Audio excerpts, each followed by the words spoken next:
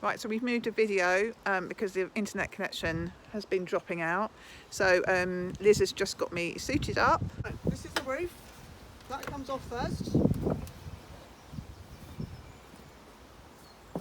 Are you happy to come a little closer? Yeah. So you can see this is a crown board.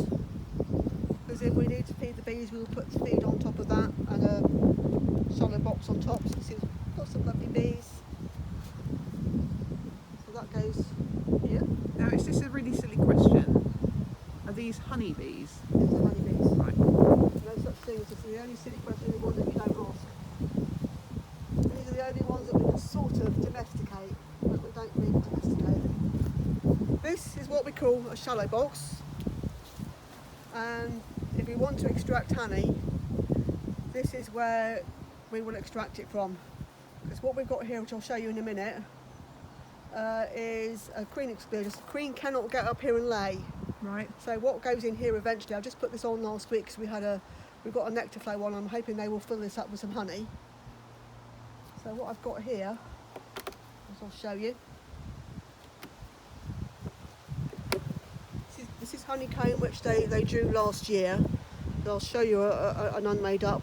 So hopefully you can just see little bees are starting to pack pollen and nectar in there. Yeah. So there's nothing in here at the moment because they only put it on last week. Yeah. But it's a comb that they made last year. This is comb that they made last year. Oh, Just to save them a little bit of extra work from doing it from you, I put in stuff which they'd drawn. They drew this themselves last year. Yeah. These were frames that hadn't been, and that's what the honey will go in. That will eventually, when they've dehydrated it enough to viscosity of less than 18% water, Yeah. then they will cap it over with wax. Right. And we can put that and we can get the wax, scrape the wax off, put it in an extractor and extract our honey. Right. The wax you can actually eat, and you can actually use it clean it up and use it in candle making and Yeah. soap and all sorts. So how do they make the wax? It's part of their life cycle. They obviously was born as eggs, then they become larvae, then they get capped over to pupate, and during each stage of their life cycle they'll have a different job as they develop. First of all, they'll nurse bees, they'll feed the little larvae or the queen. Then they will develop wax glands and they can produce wax.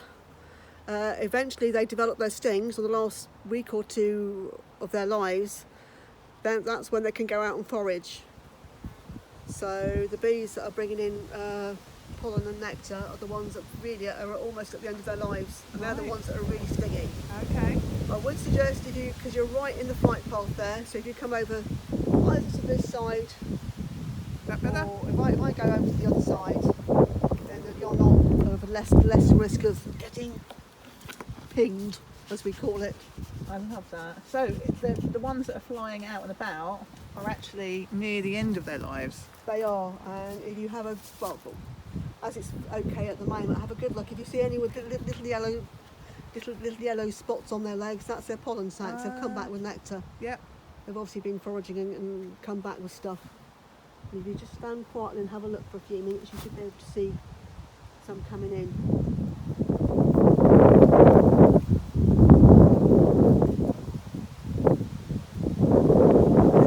How far would they range? Up to 3 miles. Oh, okay, so that's quite that's a marathon for a bee, isn't it? For a bee it is, but like anybody, I think you'd rather go to your Sainsbury's down the road than go to one 5 miles away. If they find a good food source nearby, they'll go to that rather than go 3 miles unless they absolutely have to. Yeah. Shall we have a little look in the brood box? Yes, please. Okay. It's fairly easy to move because I only looked at them on Thursday. I should have done that. Well, I'm going to move around here so that you can move over here. Okay. A bit more room. This is what we call a queen excluder. The queen, because she has a longer abdomen, cannot get up, in theory, through this into the shallow. Literally through the gap. She's too big. She's too big to get through these gaps. Okay. So she will be laying somewhere in here. We were lucky enough when I was with my colleague Caroline, who's absolutely brilliant. I will then normally normally when I do an inspection I do the bottom box first. If you haven't seen these for a while, they stick it with propolis. It can be really sticky. Oh, so it's crikey. literally stuck together. Yeah. That's quite a weight, isn't it? Oh yeah. Do you need a hand? Would you mind giving us one hand if you can? You just move it. There. Got it. Put that over there. Try not to crush a bee. Right, okay. I hope that she's not in there. The nest will normally be around the middle. So you can see where all the bees are. Yep. And they tend to put straws towards the edges, so I'm not even going to bother looking at any of these frames because it's a bit cold. Yeah. And we can see that she's mainly round there. But I'll just get one of these frames out and hopefully that's what we call a deep frame. That's for her to lay and put straws down. Let's find one with some straws. Oops, try not to jolt it too much, but I just did. There we go. There we go. You can see there, the shiny stuff is where they've started putting honey in. Right. So they'll put the honey in and they'll suck out the water until it's, as I say, it's 18% water or less. Oh, I see. So they And then they'll put cap the... it over. Right. Let's have a look, hang on, look on this side. So at the moment on this frame it's just straws that's going in. And you can see,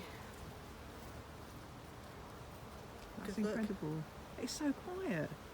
when they get a bit RC on that, sorry, if they get a bit bad-tempered we will know about it and then I will shut the hive up pretty damn quick.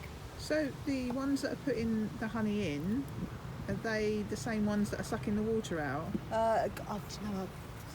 Is that two different jobs? Two different jobs. Here, let's have a quick look. Right. Yeah, here they've got food and larvae. If you can get in a little bit closer, that's a queen cell being developed. So obviously I'm not sure whether they're planning on swarming. This big one. Oh, right, okay. Let's see if there's anything in it, that big one.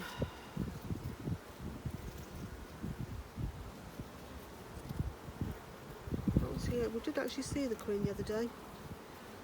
So the queen will decide whether she lays workers, which is a fertilised egg, or drones, which is an unfertilised egg. Right. And the workers are smaller than drones, which are the boys. The only purpose of a drone, I'm afraid, is to mate the queen. Right. So there are less of them. Less of them, but as I say, they are once they've done their duty. And here we have cat brood on here, see? It's a slightly different biscuity colour. Yeah. Now we did see the queen on this one frame on Thursday. And you can see the white bits, there should be some larvae in there on that. Just there. Right. The sort of see the white gleaming little bits of larvae in there which are about to be capped to pupate. Can you see that? Yeah, got it. Ooh dear, try not to drop it otherwise I'm in deep poo. Now, what are you looking for? Can you tell what the She queen has looks a like? longer body Right. and often there are a lot of bees attending her around her. Okay. So is it a good life as the queen? No, she lays up to 2,000 eggs a day and her sole purpose is to lay eggs. Okay. So does she lay and then they take it and put it in the No, cells? she lays it in the, she will put her abdomen in the cell, she will lay in the cells. Oh, really? And if it's a bigger cell, she will put a drone in there. If it's a smaller cell, it'll be a worker. Okay. But she'll know from when she puts her abdomen in. See how they stick things together with propolis? Yeah. There we go. Crikey. How many would you estimate are in there, Liz? In a full hive, you get 50 to 60,000. I couldn't dare estimate what's in this one, but it's a lot less than, it's quite a quiet hive compared to ones in the past. Right. But if you can see, some of the cells are different colours. That's a different colour pollen that's come in. Quite amazing, really. It is incredible. I'm a bit dumbstruck actually. I didn't know what to well, I've seen, I don't know, it's so interesting. So this is quite a little hive. We wanted to keep it alive. Yeah. From last year. So what are you doing to keep it alive? Well, up until last month, we were giving them sugar syrup to keep them going. Right. Checking for diseases. You said that there was a bigger cell that was being created. Yep. For a queen. What does that indicate? They're normally planning on swarming. Okay. Which means the queen will disappear. Will fly off. That's when you get swarms. The old queen will take the flying bees with her and find a new home. Right. And the bees that are left, it's the honeybee, it's the worker bees that decide which one they're going to feed larvae to, the royal jelly to. Sorry, get that right. That will raise a queen, and they'll pick 3 or 4 cells to just for a good chance of actually kind of raising a queen. They'll create a few of these cells, and then basically, if we allow them to emerge, the queen that is the strongest will actually go around killing off the other ones to make sure that that there aren't 2 in there. Oh really? Yeah, it's quite vicious. So she's obviously been laying in this. I'm hoping we can see her on this frame.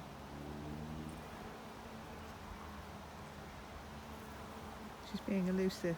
Yeah. You almost have to get your eye in. Yeah. It's like a moving jigsaw. This is it. She's constantly moving. I know she's there because we saw her on Thursday. Yeah. Unless I've killed her, and I have to, don't publish that. No. One. Well, can you see the sort of different stages Yeah. of the honeys? Yeah. Go from shining to kind of slightly more honey looking. You see the shiny bits. Yeah. And there's stuff which is more packed together. Yeah. You can sort of see here the different. Yeah. Almost textures, isn't it? Yeah. So that they're literally spitting on it to dehydrate it. Crikey. They're chewing it and spitting it. So, in terms of collecting the honey, that must be later in the year then. No, they start from about April, May time. Right. You can take a spring crop off. Now this is starting to get a bit arsey. So what I'm going to do, put the top back box back on. Come on, go down there, don't squash you. Oh, right. Right.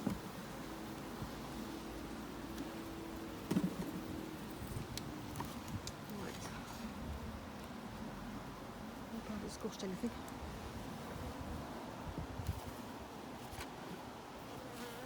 God, this has got some weight in. So those frames take 3 pounds of honey each. Crikey. So bearing in mind these are twice the size, and you've got bees in, and you've got the wooden frame, the wooden box. I'm just going to have a little look. Now this, look at this. Honey, I gave that to them, that's from last year. Right. That's what it will look like when it's capped. Yeah. So I just thought, I could have extracted that, but give it to them as food. So that's what honey will look like when it's capped. Yeah. Okay.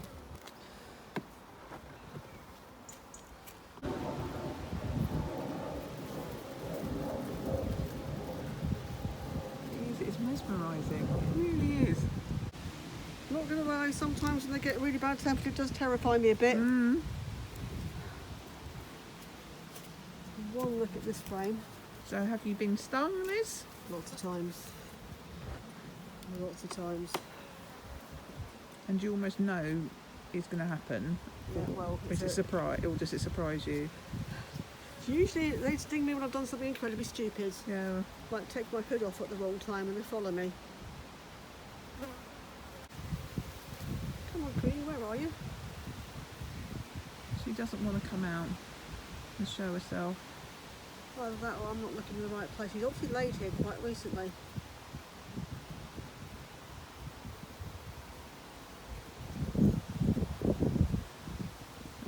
What's that phrase? Hiding in plain sight. One look on that. Normally as soon as I see her she runs to the other side. Because she's doesn't like to be seen. Shy retiring lady. So how long do the queens live? Up to 5 years. They normally become less productive after about 3. Right. Because the only times they will actually come out of the hive is to get mated or to swarm.